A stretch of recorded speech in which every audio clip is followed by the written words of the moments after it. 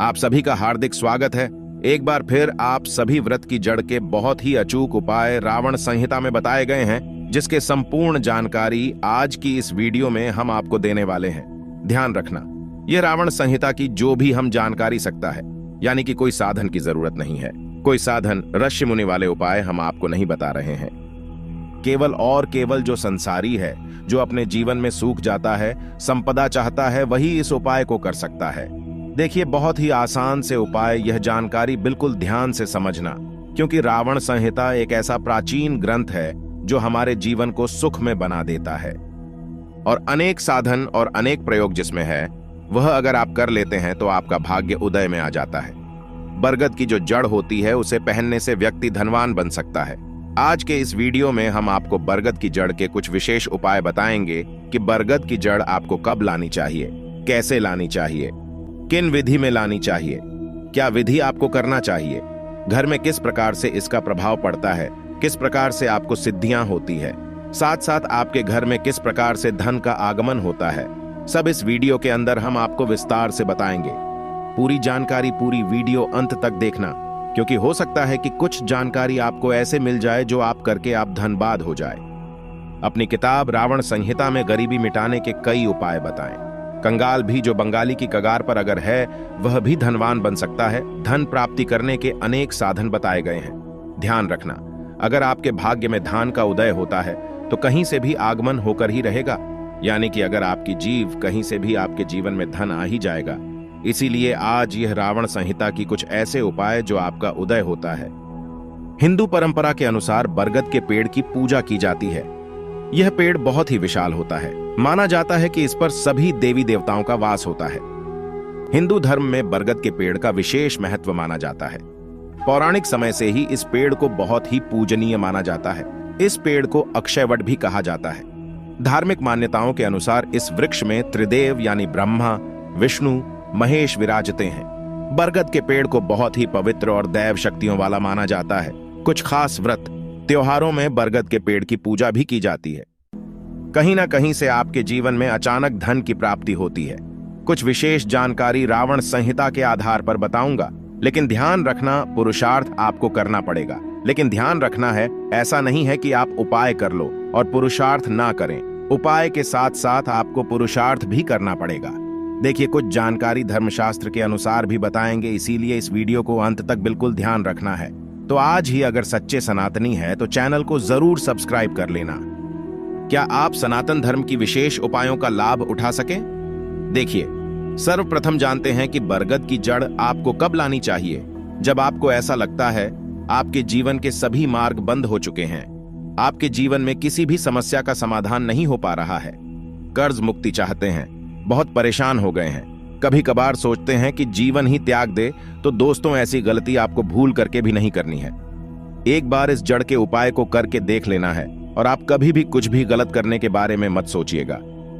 किस्मत भी आपका साथ नहीं दे रही है, भाग्य भी आपका साथ नहीं दे रहा है, तो ऐसे समय में आपको पितृपक्ष अगर चल रहा होगा तो उसे समय आपकी उपाय नहीं कर सकते, तो आप ही उपाय कभी भी कर सकते हैं। कभी भी आप जड़ लेकर के आ सकते हैं।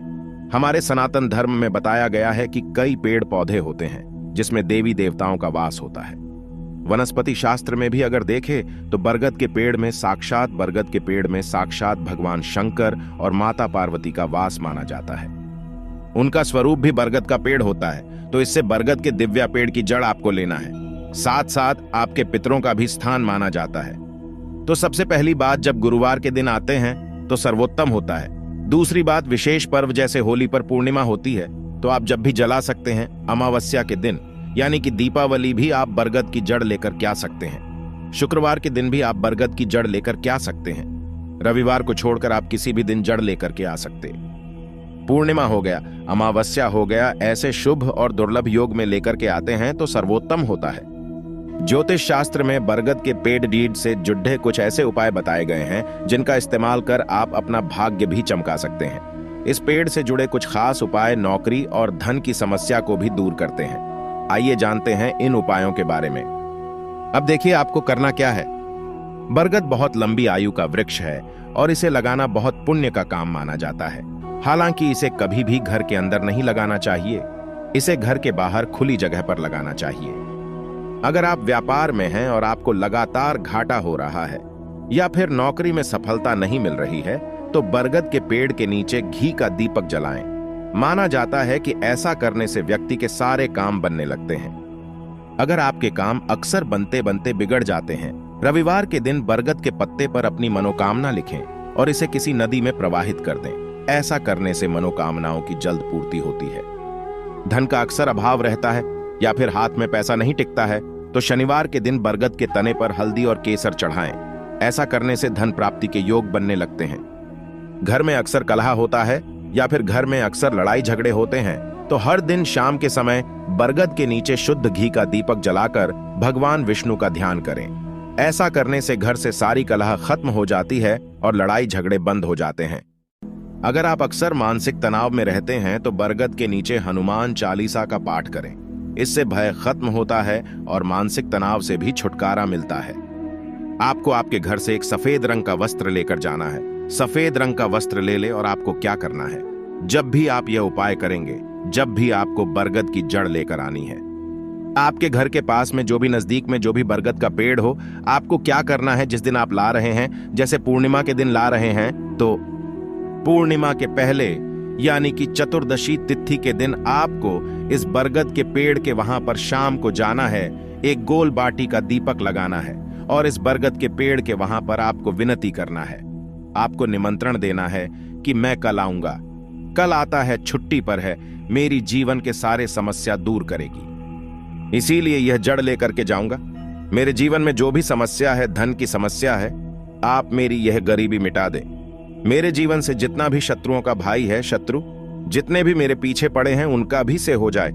ऐसे दिव्य आपको प्रार्थना करनी है कि मेरे शत्रु मेरे को कभी भी हानि न पहुंचाएं। तो ऐसी दिव्या जड़ लेने से पहले आपको बरगद के पेड़ को निमंत्रण देना है। पहले उनसे अनुमति मांगना है, आपका आपके भाव प्रकट करने हैं और उसके बाद ही अगले दिन यानी कि आपको बरगद के पेड़ की जड़ लेकर के आनी है। किस प्रकार आपको जड़ लेकर आनी है? सफेद चौकोर कपड़ा लेकर जाना और एक दीपक लेकर जाना। इसके अंदर घी बना है और इस दीपक को सबसे पहले प्रज्वलित करना। और वहां पर क्या करना, बरगद की पेड़ की जो जड़ है वह आपको लेना है और सूर्यास्त के पहले पहले आपको यह उपाय कर लेना है। अगर सूर्यास्त उसके बाद करते हैं तो आपको दोष लगता है और उल्टा इसका प्रभाव भी आपको देखने को नहीं मिलता। तो विशेषकर आपको इस बात का ध्यान रखना है। अब जो यह जल लेकर के आएंगे, आप यह जो जड़ है, इस जड़ को निकाल लेना है और अगर गंगा जल हो तो गंगा जल के अंदर इस जड़ को रखना है, शुद्ध करना है। गंगा जल से शुद्ध गंगा जल से इसका स्नान करना है। पंचामृत से भी स्नान कर सकते हैं, आप इसका स्नान कर सकते हैं। और उसके बाद शुद्ध जल से साफ करके उनके ऊपर आपको कुमकुम लगाना है, कुमकुम केक लगानी है। अक्षत आपको थोड़े से रखना है, धूप करना है और घी का दीपक जलाना है। और दोस्त, उसके बाद आप क्या करेंगे, अंत में ये जो सफेद कपड़ा है, इस सफेद कपड़ा भी आप ले सकते हैं। लाल कपड़ा भी, अगर आपके पास लाल कपड़ा है तो आपको लाल कपड़े में रख लेना है। और उसके बाद क्या करना है, आपको ले लेना है कौड़ी। ध्यान रखना कि 5 कौड़ी आपको इसके अंदर बरगद के पेड़ की जड़ के पास में 5 कौड़ी रख करके आपको पोटली बना लेनी है। और यह पोटली आपको आपके घर में धन रखने वाले स्थान पर आपको रख देना है। मात्रा और मात्रा के उपाय करने से आपके जीवन में धन का ऐसा आगमन होगा कि आपने कभी सोचा भी नहीं होगा। यह पोटली आप आपके घर के मंदिर में रख सकते हैं या तो आप अपने घर पर ध्यान रखने वाले स्थान पर भी रख सकते हैं। लेकिन ध्यान रखना है कि यह पोटली रखने का समय क्या होना चाहिए। पोटली रखने का समय होगा सूर्यास्त के बाद। ध्यान रखना, इस खास बात को बिल्कुल विधि को समझ लेना। विधि के हिसाब से भी आपको यह उपाय करना है, तो इस प्रकार से उपाय कर सकते हैं। यह पोटली आप कम से कम 5 से 7 साल आपको संभाल के रखते हैं। उसके बाद पूर्णिमा पर आपको यह प्रवाहित कर देनी है बहते हुए जल में। तो दोस्तों, आशा करते हैं कि बरगद के पेड़ का यह महा उपाय आपको पसंद आया होगा। जानकारी अच्छी लगी हो तो वीडियो को लाइक करके चैनल को सब्सक्राइब जरूर करिएगा। और तक बने रहने के लिए आप सभी का बहुत बहुत धन्यवाद।